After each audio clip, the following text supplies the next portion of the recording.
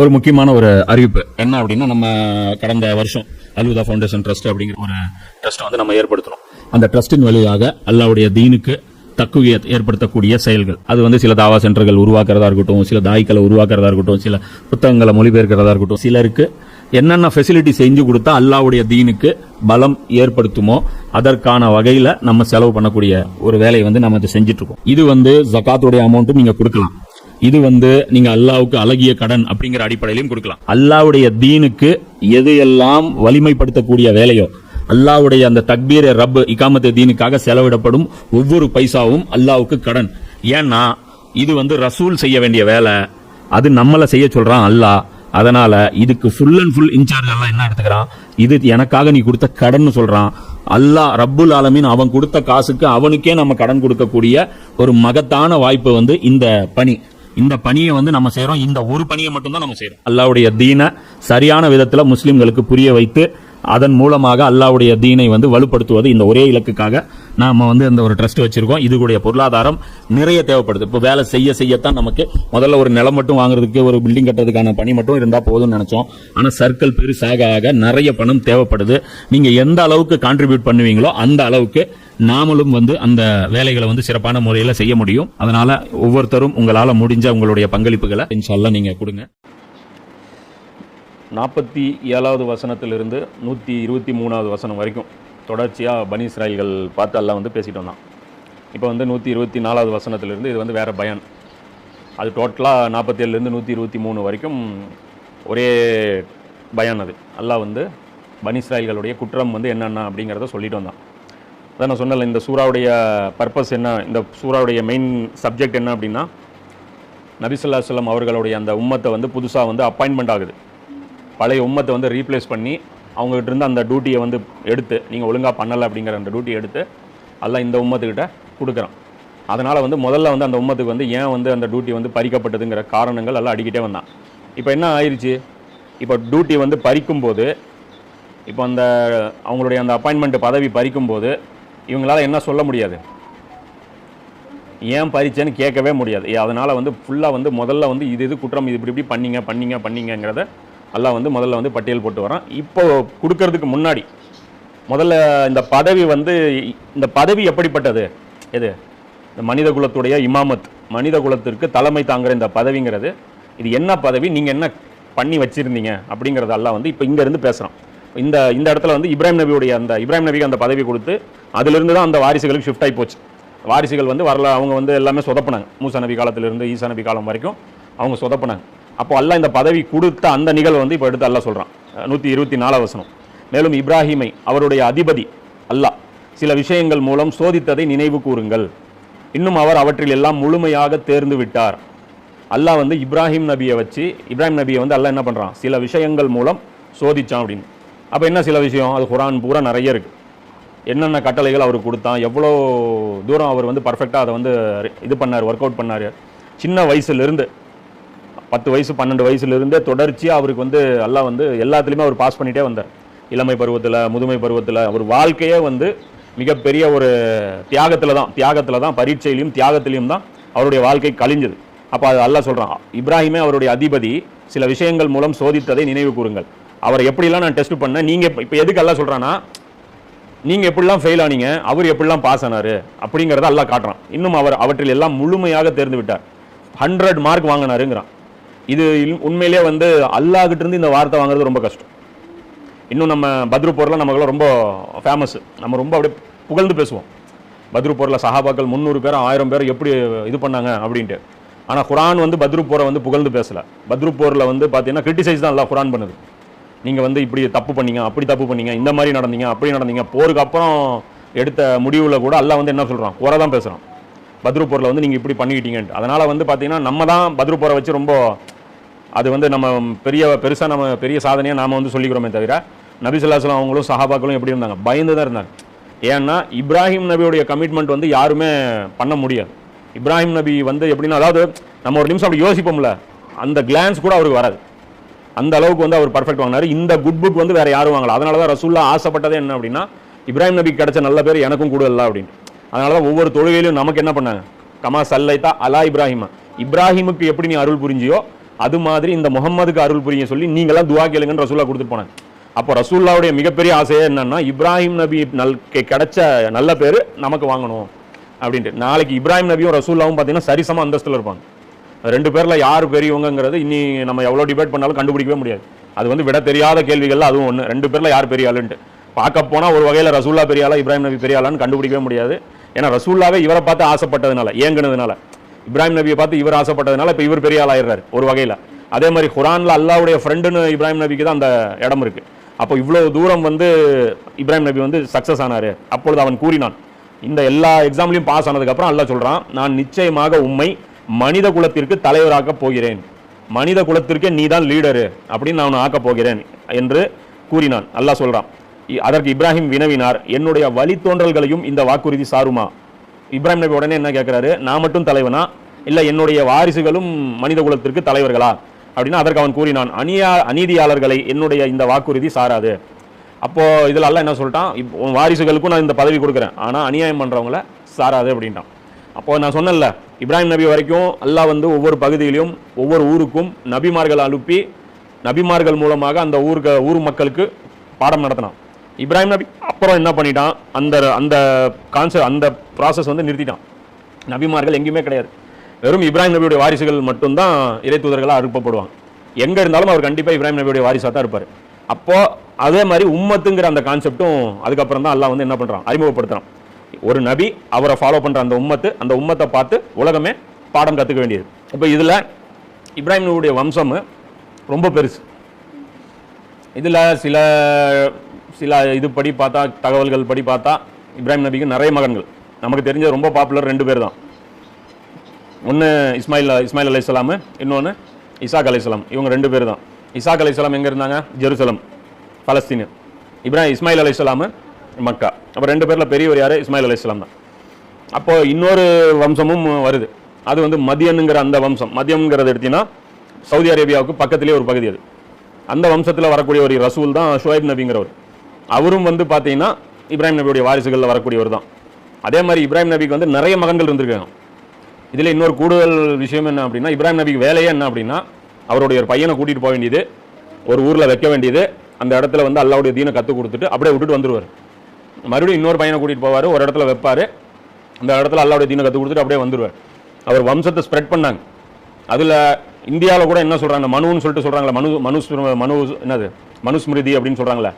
இந்தியாவில் 4 ஜாதிகள்னு சொல்லிட்டு மனுஸ்மிருதின்னு ஒன்று இருக்குது. அதை உருவாக்குனவர் மனு அப்படின்ட்டு. இந்த மனு யார் அப்படின்னா அவரும் இப்ராஹிம் நபியுடைய பையனாக தான் சில தகவல்களில் சொல்கிறாங்க. உண்மையாக பொய்யான்னு தெரியாது. அதே மாதிரி இப்ராஹிம் நபிக்கு நிறைய சுஹுஃப் கொடுக்கப்பட்டது, 1க்கும் மேற்பட்ட வேதங்கள் கொடுக்கப்பட்டதுன்ட்டு அல்லாஹ் சொல்கிறோம். அவருக்கு ஒரு வேதம் இல்லை, சுஹுஃப் நிறைய வேதங்கள் கொடுக்கப்பட்டது அப்படிங்கிறதும் சொல்கிறோம். அப்போ இப்ராஹிம் நபியுடைய அவர் வேலையை என்னன்னா, அந்தந்த இடத்துல ஒவ்வொரு மர்க்கஸ் உருவாக்குறது தான் அவருடைய வேலை. அதனால இப்ராஹிம் நபி அந்த ஐயர்கள் இருக்காங்களே, இவங்கெல்லாம் என்ன சொல்றாங்க, பிராமணர்கள்ங்கிறாங்களே, பிராஹ்மின் ஹா வரும். அது பிராஹ்மின் அப்படின்னா என்னன்னா இப்ராஹிமின், இப்ராஹிமுடைய சொந்தக்காரர்கள், இப்ராஹிமை சொந்தம் கொண்டாடுபவர்கள் அர்த்தம். அதனால இப்ராஹிம் நபிக்கு இன்னொரு பேர் என்ன கொடுத்துருப்பாங்கன்னா பிரம்மா அப்படின்னு சொல்லியிருப்பாங்க. 3 தலை இருக்கும் இப்ராஹிம் நபிக்கு. இவங்கெல்லாம் கும்பிடுவாங்க. பிரம்மா தான் பெரிய போஸ்டிங், அவங்க ரொம்ப மதிப்பாங்க. பிரம்மா அப்படின்னு சொல்லிட்டு இவங்க வச்சிருப்பாங்க. பிரம்மா தான் ரொம்ப பெரியவர் அப்படின்னு சொல்லிட்டு இவங்க வச்சிருப்பாங்க. அப்போ பிரம்மா அப்படின்னு கூட அந்த 3 தலையெல்லாம் வச்சிருப்பாங்க. இதெல்லாம் சொல்றாங்க, இது உண்மையா பொய்யான்னு தெரியாது. மொத்தத்தில் இப்படி ஒரு பேச்சும் அடிப்படுது. ஆனால் இப்ராஹிம் நபியை இவங்களும் மதிக்கிறாங்க. யாரு? பிராமணர்களும் மதிக்கிறாங்க, நாங்கள் இப்ராஹிம் நபியோட தொடர்புடையவர்கள் அப்படின்ட்டு. அதனால் அதுக்கு நிறைய கனெக்ஷன் இருக்குது. அது நிறைய ரிசர்ச்சும் சில பேர் பண்ணியிருக்காங்க. அது நமக்கு தேவையில்லை. ஆனால் மொத்தத்தில் இவருடைய அந்த இது பார்த்தோம்னா, இவர் மனித குலத்துக்கே இவர் தான் லீடர். அப்படி எடுத்தோம்னா இப்போ நீங்கள் நினச்சிப்பார், உலகத்தில் ஃபாலோ பண்ணுற எல்லா மதங்களும் யாருக்கு சொந்தம்? இப்போ யூத மதத்துக்கு யாரப்பா? இப்ராஹிம் நபி. கிறிஸ்தவ மதத்துக்கு யாரப்பா? இப்ராஹிம் நபி. இஸ்லாத்துக்கு யாரப்பா? இப்ராஹிம் நபி. இந்து மதத்துக்கு யாரப்பா? இப்ராஹிம் நபி. முடிஞ்சு போச்சு, எல்லா மதங்களும் இவர் கீழே வந்துருச்சா, மனித குலத்துக்கே தலைவர். இப்போ இந்த குழந்தைகள்ல யாரு உண்மையிலே அப்பாவுடைய கரெக்டான குழந்தைங்கிறத இப்போ போட்டியை புரியுதா? இப்போ உலகத்தில் நடக்கிற எல்லா போட்டியுமே என்ன, இப்ராஹிம் நபி சொன்ன மாதிரி நடக்கிற ஒழுங்கான குழந்தை எந்த குழந்தை? முஸ்லீம் குழந்தையா, யூத குழந்தையா, கிறிஸ்தவ குழந்தையா, இந்து குழந்தையா? இவங்க எல்லாம் இப்ராஹிம் நபிக்கு மாற்றமாக நடக்கிறாங்க. இஸ்லாமியர்களும் இன்னைக்கு என்ன ஆயிட்டோம், மாற்றமாக நீங்கள் நடந்துட்டோம். இப்போ அடுத்தது என்ன ஆகி போச்சு, இந்த இப்ராஹிம் நபியோட இந்த வாரிசுகளில் பொறுத்த வரைக்கும் எல்லா குழந்தைகளும் தகுதி இழந்துருச்சு. இப்போ என்ன இருக்குதுன்னா, இப்ராஹிம் நபியோடைய கொள்கை மட்டும் தனியாக இருக்குது. இப்போ இன்னைக்கு யார் இப்ராஹிம் நபியோட கொள்கை ஃபாலோ பண்ணாலும் நமக்கு டைரெக்டாக ரத்த உறவு இல்லைனாலும் நம்ம யாருடைய மகனாயிருவோம்? இப்ராஹிம் நபிக்குடைய மகனாயிருவோம். நம்ம கனெக்ஷன் டைரெக்டாக இல்லைனாலும். ஏன்னா அல்லாஹ் இங்கே என்ன சொல்லிட்டான், ரத்தம் எனக்கு மேட்டர் இல்லை, என்னுடைய வாரிசுகள் எல்லாரையுமா அப்படின்னா அல்ல என்ன சொல்லிட்டான், அநீதி இழைத்தவர்களை தவிர அப்படின்ட்டான். அநீதி இழைத்தவர்களை என்னுடைய இந்த வாக்குறுதி சேராது அப்படின்னு. அப்போ நாளைக்கு வந்து இப்ராஹிம் நபி வந்து நான் யார் சொந்தம் கொண்டாடுறேங்கிறது ரொம்ப பெரிய விஷயம். சரியா? இப்போ இந்த இமாமத்துங்கிறது என்ன, இப்போ அது அடுத்த வருதுல மனித குலத்திற்கு தலைவராக்க போகிறேன்னு என்ன அர்த்தம்? எல்லா ஊர்லேயும் உனக்கு ஒரு செலவு வச்சு டெய்லி எல்லாரும் உனக்கு மாலை போட்டு நம்ம தலைவராக்குறதுனா இதுதானே. எம்ஜிஆர் தலைவராயிட்டாரு, ஜெயலலிதா தலைவராயிட்டாங்க, என்ன ஆயிரும்? சமாதி பெருசாக கட்டியாச்சு, நிறைய செலவு வைக்க போகிறாங்க. நாளையிலேருந்து அந்த அம்மா பிறந்த நாளுக்கு லீவ் விடுவாங்க. அப்புறம் அந்த அம்மா பிறந்த நாள் அன்றைக்கெல்லாம் சாக்லேட்டு கொடுத்து இது பண்ணுவோம். இதுதான் தலைவர் ஆகிறதா? நம்ம விளங்கி வச்சிருக்க தலைவர். இங்கே அல்லாஹ் சொல்கிற தலைமை பதவி அது கிடையாது. அல்லாஹ் சொல்கிறது என்னன்னா எல்லாத்துலேயுமே இப்ராஹிமை ஃபாலோ பண்ணுறது, இப்ராஹிம் நபியை ஃபாலோ பண்ணுறது. அப்போ இமாமத்துனா என்ன அப்படின்னா முழுமையாக அவரை வந்து பின்பற்றுறது. அப்போ முழுமையாக அதனா இப்ராஹிம் நபியை முழுமையாக பின்பற்றுறதுன்னு என்ன? ஏன் இப்ராஹிம் நபி மட்டும் எல்லாம் செலக்ட் பண்ணுறான் அப்படின்னா சொன்னதெல்லாம் ஒழுங்காக செஞ்சார். இப்போ ஒரு விஷயத்தில் செஞ்சு இன்னொரு விஷயத்தில் விடுறவங்களை வந்து அல்லாஹ் வந்து அது வந்து என்ன சொல்கிறான், இல்லை இவர் மாதிரி இருக்கணும் அப்படின்னு சொல்லிட்டு சொல்கிறான். அப்போ மற்ற நபிமார்கள் எப்படி செய்யலாம்? மற்ற நபிமார்களும் செஞ்சாங்க. ஆனால் மற்ற நபிமார்களுக்கு அல்லாஹ் எவ்வளோ டெஸ்ட் வைக்கல, புரியுதா? டெஸ்ட் வச்சதுல இப்ராஹிம் நபி பாஸ் ஆனார் அப்படின்னா மற்ற நபிமார்களுக்கு அல்லாஹ் இவ்வளோ டெஸ்ட் வைக்கல. சரியா? அப்போ இதில் இப்ராஹிம் நபியோடைய சொந்தக்காரங்கன்னு நாம சொல்லிட்டா என்ன பண்ணணும்? இப்ராஹிம் நபி மாதிரி வாழணும். இப்ராஹிம் நபி எல்லாத்துலையுமே இப்போ நான் சொன்னல, இப்போ ரம்ஜான் மாதம், ரம்ஜான் முடிஞ்சிருச்சு, 30 நாள் அல்லாஹ் சொன்ன மாதிரி நடந்துக்கோங்க. 30 நாள் ஹராமானதை விட்டாங்க, 30 நாள் பொய் பேசலை, 30 நாள் சினிமா பார்க்கல, 30 நாள் வேறு வேறு விஷயங்கள் எதுவுமே பண்ணலை, சாராயம் குடிக்கல, எதுவுமே கெட்ட விஷயங்கள் பண்ணவங்க எல்லாருமே என்ன பண்ணிட்டாங்க? 30 நாளும் விட்டுட்டாங்க. தொழுதாங்க, குரான் ஓதுனாங்க, எல்லாம் பண்ணாங்க. இதெல்லாம் யார் சொல்லி செஞ்சாங்க? அல்லாஹ் சொல்லி செஞ்சாங்க. கேட்டால் என்ன சொன்னாங்க? நாங்கள் அல்லாஹ் கட்டுப்படுறவங்கன்னு காமிச்சிக்கிட்டாங்க. இன்னைக்கு 31 நாள் பள்ளியாசல் போகிறோம், ஒரு சஃப் தான் இருக்குது. ஃபுல்லாக உள்ள இந்த ஏசி ஹால் ஃபுல்லாகி வெளியே நின்று தொழுதுட்டு இருந்தோம். இப்போ அந்த கூட்டமெல்லாம் எங்கே போச்சு? இந்த பள்ளிவாசல் வழியாக தானே அவங்க நடந்து போகிறாங்க. நேற்று வரைக்கும் அந்த டைமுக்கு வண்டி அந்த இடத்துல ஸ்டாண்டு போட்டு உள்ளே போனாங்களே, இப்போ ஏன் அதே இடத்த வண்டி ஸ்டாண்டு போடாமல் கலந்து போகிறாங்க? எவ்வளோ மோசமான செயல் இது. இன்றைக்கி அந்த மலக்குகள் எவ்வளோ கோவப்படுவாங்க, என்னடா ஆச்சு உங்களுக்கு எல்லாம்? இல்லை அல்லாஹ் வேணான்னு சொல்லிட்டானா? இதுதான் இப்ராஹிம் நபியுடைய தீனை ஃபாலோ பண்ணுற லட்சணமா? இப்போ மறுபடியும் பக்ரீதுக்கு வெக்கமெல்லாம் வந்துடுவாங்க. போய் ஆடு வாங்குவாங்க, ஆடு அவ்வளோ அக்யூரேட்டாக வாங்குவாங்க, கொம்பு இவ்வளோ பெருசாக இருக்கணும்பாங்க, அது இத்தனை பல்லு போட்டிருக்கணும்பாங்க, அதுக்கு எத்தனை ஊர் வேணாலும் தூரமாக போவாங்க. கேட்டால் என்ன? இப்ராஹிம் நபி சொன்ன இப்ராஹிம் நபியை ஃபாலோ பண்ணுறோம், நாங்கள் வந்து இந்த தீனில் வந்து நடந்துட்டு இருக்கிறோம் அப்படின்னு நினச்சிட்டு இருக்காங்க. இது இப்ராஹிம் நபியோட ஃபாலோவர்ஸ். நாமளும் இன்றைக்கி ஆக மாட்டோம். ஒரு மாதம் அல்லாவை ஏமாற்ற பார்த்தோம், ஆனால் ஏமாந்தது யாரு? நாம தான். ஏன்னா அந்த ஒரு மாதமும் நம்ம துனியா வாழ்ந்துருந்தா கொஞ்சமாச்சும் துனியாவாவது கிடச்சிருக்கும். இப்போ துனியாவும் போச்சு, இப்போ தீனும் போச்சு. அந்த ஒரு மாதம் செஞ்ச அமல அன்னியோட நாசமாகவும் போச்சு. 31வது நாள் டோட்டல் டெலிட்டு. ஒரு வக்து தொழுகை விட்டா எல்லா அமல்கள் அழிக்கப்பட்டிருக்கு. இப்போ நீ விட்டுட்டாங்கல்ல, அந்த அன்னைக்கு ஈத் அன்னைக்கே காலி. ஈத் அன்னைக்கே அந்த ஈத் தொழுகை தான் கடைசி அவன் தொழுது. அதுக்கப்புறம் லோகர் தொழுவ மாட்டான், அசர் தொழுவ மாட்டான், சினிமா தேட்டரில் உட்காந்துட்டு இருப்பான், டூரில் உட்காந்துட்டு இருப்பான், அங்கே போவான் இங்கே போவான், ஊரே சுற்றிட்டு இருப்பான். அப்போ இது வந்து இப்ராஹிம் நபியுடைய ஃபாலோவர்ஸாக நாம் ஆக மாட்டோம். மேலும் நினைவு கூறுங்கள், நாம் காபத்துல்லா எனும் இந்த ஆலயத்தை மக்களுக்கு ஒரு மையமாகவும் அமைதி அளிக்கும் இடமாகவும் ஆக்கினோம். மேலும் இப்ராஹிம் நின்ற இடத்தை நீங்கள் தொழுமிடமாக வைத்துக் கொள்ளுங்கள் என்று மக்களுக்கு நாம் கட்டளையிட்டோம். அப்போ இதில் வந்து அல்லாஹ் என்ன சொல்கிறான்? காபாவை வந்து கட்ட சொல்கிறான். மேலும் இப்ராஹிமுக்கு நாம் இந்த ஆலயத்தை மக்களுக்கு ஒரு மையமாகவும், மக்களுக்கு ஒரு இடமாக அது ஆக்குங்க, மையமாக சென்ட்ரா ஆக்குங்க அப்படின்னு. மக்களுக்கு சென்ட்ரா காபா ஆக்குறதுன்னு என்ன? தமிழ்நாட்டில் கவர்மெண்ட் இருக்குது, தமிழக அரசுன்னு ஒன்று இருக்குது, எல்லா இடத்துலையும் அதோடைய நிர்வாகம் இருக்குது. ஆனால் ஹெட் குவார்ட்டர்ஸ் எல்லா இடத்துலையுமே இருக்குமா? எல்லா இடத்துல இருந்துகிட்டு நிர்வாகம் நடக்குமா? ஒரு இடத்துல அரசாங்கம் இருக்கும், அங்கேருந்து மொத்த ஆட்சிக்குள்ள எல்லா பகுதியும் அது ஆட்சி பண்ணும், புரியுதா? அங்கேருந்து ஆர்டர்ஸ் வந்துகிட்டே இருக்கும். ஒரு ஹெட் குவார்ட்டர்ஸ்லேருந்து ஆர்டர் வரும், இன்னிலேருந்து பால் விலை 5 ரூபாய் உயர்த்தப்பட்டது. எங்கேருந்து ஆர்டர் வரும்? சென்னையிலேருந்து ஆர்டர் வரும். சென்னையில் ஆர்டர் போட்டால் சென்னைக்கு மட்டுமா? அது தமிழ்நாடு பூரா, ஈரோடுக்கும் அது என்ன ஆகும்? கவர் ஆகும். அப்போ ஆர்டர் போடுற இடமா அது ஹெட் குவார்ட்டர்ஸ் ஆயிரும். இப்போ அதே மாதிரி காபா, அப்போ அல்லாஹ் உலகத்தில் ஒரு நபியை செலக்ட் பண்ணிட்டான், இப்ராஹிம் நபியை செலக்ட் பண்ணிட்டான், அவங்களுடைய வாரிசை செலக்ட் பண்ணிட்டான். ஸ்பாட்டு அவங்க எங்கே இருப்பாங்க? மூசா நபி கூட்டம் மாதிரி பாலைவனத்தில் எங்கெங்க ஒரு ரோட போயிட்டே இருப்பாங்களா? மேகத்து நிழல் அப்படியே அவங்க போயிட்டே இருப்பாங்களா? ஒரு இடத்துல இருக்க மாட்டாங்களா? ஒரு இடத்துல இருக்கணும். அந்த ஒரு இடம் தான் இது காபத்துல்லா. அதுக்கு முன்னாடி அல்லாஹ் ஒரு மஸ்ஜித் கூட உருவாக்கல. இது ஒரு முக்கியமான ஒரு விஷயம், அது அடுத்து வரும்போது அல்லாஹ் அதில் சொல்லுவோம். அப்போ இந்த இடத்துல என்ன அப்படின்னா ஒரு மையமாக மக்களுக்கு ஒரு சென்டர். அப்போ அந்த காபத்துல்லாவுக்கு போனோம்னா எல்லாத்தையுமே கற்றுக்கிட்டு வெளியே வரணும். வெறும் இபாதத் தொழுகை மட்டும் இல்லை, ஒரு ஃபேமிலி எப்படி இருக்கணும் காபத்துல்லாவுக்கு போனால் கற்றுக்கிட்டு வெளியே வந்துடலாம். ஒரு ஊர் எப்படி இருக்கணும் காபத்துல்லாவுக்கு போனால் கற்றுக்கிட்டு வெளியே வந்துடலாம். பொருளாதாரம் எப்படி செலவு பண்ணணும், எப்படி சம்பாதிக்கணும் காபத்துல்லாவுக்கு போனால் கற்றுக்கிட்டு வெளியே வந்துடலாம்.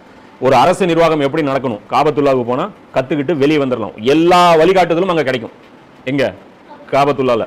அதற்காகத்தான் அல்லாஹ் என்ன பண்ண சொல்கிறான்? மக்களுக்கு ஒரு மையமாக அதை அதை ஆக்கணும், அமைதி அளிக்கும் இடமாக. அதுதானே அமைதி அளிக்கும் இடம். அல்லாஹ் சொல்கிற மாதிரி மனுஷன் இந்த பூமியில் வாழ்ந்தா அமைதியாக இருக்கும் இந்த பூமி. அல்லாஹ் சொல்றதை விட்டுட்டேன்னு வச்சுக்கோ, இந்த பூமியில அப்புறம் அமைதி இருக்காது. அதனால காபா எந்த விதத்துல அமைதி தருதுன்னா, காபாவுடைய வழிகாட்டுதல் படி இந்த உலகம் நடந்தா அமைதியா இருக்கும். நபி ஸல்லல்லாஹு அலைஹி வஸல்லம் காலத்துல காபாவை ஃபாலோ பண்ணி எந்தெந்த பகுதி இருந்துச்சோ எல்லாமே அமைதியா இருந்துச்சு. உமர் லியானோ காலத்துல அவ்வளோ அமைதியா அந்த உலகம் இருந்துச்சு. இன்னைக்கு வந்து அந்த உலகம் வந்து அமைதி இழந்துருச்சு. இன்னைக்கு வந்து உலகத்துல வந்து என்ன இல்லை, அமைதி இல்லை, பிரச்சனைகள், கவலைகள், துன்பங்கள், என்ன அநியாயங்கள், அட்டூழியங்கள் இதெல்லாம் நடக்குது. ஒரு கூட்டம் குற்றம் செய்யுது, என்ன பண்ணிடுறாங்க, நீதிமன்றம் விடுவிச்சிருது. இன்னொரு கூட்டம் குற்றமே செய்யல, சந்தேகத்தின் பேர்ல கொண்டு போய் வருஷ கணக்கில் வச்சிருது. இதெல்லாம் அநியாயம். அந்த குடும்பங்கள் அழுதுட்டு இருக்கு. இந்த குடும்பங்கள் தப்பு செஞ்சுட்டும் ஜாலியா சந்தோஷமா இருக்கு. இப்போ இதெல்லாம் என்னது? இப்போ இந்த சந்தோஷம் சிரிச்சிட்டு இருக்கிறவனை பார்த்து நிறைய பேர் அழுதுட்டு இருக்கான். அப்போ இப்படிதான் இருக்கணுமா நாமளும் அப்படிங்கிற மாதிரி நினைச்சிட்டு இருக்கிறான். அப்போ இது எல்லாமே வந்து அமைதி இல்லாம, அதாவது அல்லாஹ்வுடைய வழிகாட்டுதலை விட்டதுனால அமைதி இல்லாம இந்த உலகம் ஆயிருச்சு. அதே மாதிரி தான் அல்லாஹ்வுடைய வழிகாட்டுதல் யாரெல்லாம் விடுறாங்களோ அவங்களுக்கு என்ன இருக்காது, நிம்மதி இருக்காது. அதே அல்லாஹ்வுடைய வழிகாட்டுதல் நம்ம ஃபாலோ பண்ணிட்டோம்னா நிம்மதி நமக்கு இருக்கும். ஏழையா இருந்தாலும் நிம்மதி இருக்கும், பணக்காரனா இருந்தாலும் நிம்மதி இருக்கும், நோயாளியா இருந்தாலும் நிம்மதி இருக்கும், ஆரோக்கியமா இருந்தாலும் நமக்கு நிம்மதி இருக்கும். மேலும் இப்ராஹிம் நின்ற இடத்தை, அவருடைய இடத்தை நீங்கள் தொழுமிடமாக வைத்துக் கொள்ளுங்கள் என்று மக்களுக்கு நாம் கட்டளையிட்டோம். இது என்ன அல்லாஹ் சொல்றான் அப்படின்னா, காபாவில் 4 டைரக்ஷன் இருக்கு, 4 ஸ்கொயரா இருக்கு அந்த பில்டிங்கு, 4 டைரக்ஷன் இருக்கு. அப்போ அந்த இப்போ நம்ம மொத்தத்தில் காபத்துல்லாக்குள்ள போவோம், தவாப் பண்ணுவோம், ரவுண்ட் அடிப்போம். ரவுண்ட் அடிச்சு என்ன பண்ணுவோம், காபாவில் தொழுவணும்னா ஏதோ ஒரு டைரக்ஷனில் ரவுண்டுங்கிறதுனால ஏதோ டைரக்ஷன்ல நின்று தொழுதுட்டு வந்துருவோம். ஆனால் அப்படி அல்லாஹ் சொல்லலை. அங்கே ஒரு டைரக்ஷன் இருக்கு. அது எந்த டைரக்ஷன்னா, மக்காமே இப்ராஹிம் நின்ற இடம்னு ஒரு டைரக்ஷன் இருக்கு. அந்த டைரக்ஷன்ல நின்று ஒரு வாட்டி நாம 2 ரக்காத் தொழுவணும். தவாப் செஞ்சோம்னா, ஒரு தடவை தவாப் செஞ்சோம்னா 7 ரவுண்ட் அடிக்கணும் காபத்துல்லாவுக்கு. 7 ரவுண்டு மட்டும் தவாப் கிடையாது, 7 ரவுண்டு பிளஸ் 2 ரக்காத்து தொழுவணும். 7 ரவுண்டு பிளஸ் 2 ரக்காத்து நின்று தொழுவணும். அந்த 2 ரக்காத்து காபாவுடைய மற்ற 3 பகுதியில் நின்று தொழுவக்கூடாது, இந்த பகுதியில் நின்று தொழுவணும். அந்த பகுதியில் என்ன இருக்கு, அந்த பகுதியில் தான் கதவும் இருக்கும். காபாவுடைய கதவு இருக்குல்ல, அந்த கதவு இருக்கிற பகுதி தான் மகாமே இப்ராஹிமுடைய டைரக்ஷன். அப்போ அந்த கதவை நோக்கி தொழுவணும். அதுக்கு முன்னாடி தான் இப்ராஹிம் நபியுடைய ஒரு கல்லும் இருக்கும். அந்த இடம் என்ன அப்படின்னா, அந்த கல் என்ன அப்படின்னா, அது வந்து வானத்திலிருந்து வந்த கல். அது வானத்திலிருந்து வந்த கல். அந்த காபா பில்டிங் கட்டுறது இப்ராஹிம் நபியும் இஸ்மாயில் நபி 2 பேர் தான் நின்று கட்டினாங்க. 2 பேர் நின்று எப்படி கட்ட முடியும்? அடுத்தடுத்து ஹைட்டு கல் வச்சுட்டு போகும்போது நிறைய ஆள் வேணும்ல வேலைக்கு. அப்படி இல்லை, இவர் மட்டும் அந்த கல்லில் நின்றுக்குவார். கல்லில் நின்று கீழே கல்லில் நிற்கும் போது இவர் ஒரு கல் கொடுப்பாரு. கல் கொடுத்த உடனே அந்த கல் அப்படியே தூக்கிட்டு போயிடும் அவரை. அந்த கல் பறக்கும். அந்த கல் அப்படியே தூக்கிட்டு போய் மேலே வச்சிருவாங்க. இல்லைன்னா சாரம் கட்டுவாங்க தெரியுமா, மூங்கில் கட்டி கட்டி தானே கட்டுவாங்க. ஹைட்டாக கட்டும் போதுரா 100 அடி 50 அடி கட்டும்போது காபா எவ்வளோ ஹைட் இருக்கு, ஒரு 5 ஆள் ஹைட்டு இருக்கும், 5 ஆள் 6 ஆள் ஹைட் இருக்கும். அப்போ அந்த இடத்துல கல் எப்படி வச்சிருப்பாங்க, 2 பேர் தானே இருக்காங்க, எப்படி வச்சிருப்பாங்க, மேலே ஏறி அப்போ அந்த கல்லில் ஏறி நின்றுக்குவாங்க. ஒரு கல் வச்சிருவாங்க, மறுபடியும் அந்த கல் தூக்கிட்டு சுற்றிட்டே இருக்கும். அந்த கல்லில் வந்து இப்ராஹிம் நபியுடைய காலுடைய அச்சு இன்னைக்கும் இருக்கு. அந்த கல்லில் அப்படியே அவருடைய அந்த கால் அச்சு வந்து இன்னைக்கும் இருக்கு. அப்போ அந்த இடத்துக்கு வந்து அல்லாஹ் மதிப்பு கொடுக்குறான். மதிப்பு கொடுத்து அந்த இடத்துல நீங்களும் 2 ரக்காத்து நின்று தொழுவுங்க அப்படின்னு சொல்லிட்டு அல்லாஹ் சொல்றான். மேலும் தவாஃப், ஈத்திகாஃப், ருக்கு, சுஜூத் ஆகியவற்றை செய்பவர்களுக்காக எனது இவ்வீட்டை நீங்கள் இருவரும் தூய்மையாக்கி வையுங்கள் என்று இப்ராஹிமுக்கும் இஸ்மாயிலுக்கும் நாம் கட்டளை பிறப்பித்தோம். இப்ராஹிம் நபிக்கும் இஸ்மாயில் நபிக்கும் அல்லாஹ் என்ன சொல்லியிருக்கான், இந்த பள்ளிவாசலை சுத்தமாக வைங்க. தவாஃப் செய்கிறவங்க வருவாங்க, ஈத்திகாஃப் செய்கிறவங்க வருவாங்க, ருக்கு செய்கிறவங்க, சஜ்தா செய்கிறவங்க இங்கே வருவாங்க அப்படின்னு சொல்லிட்டு அல்லாஹ் சொல்கிறான்.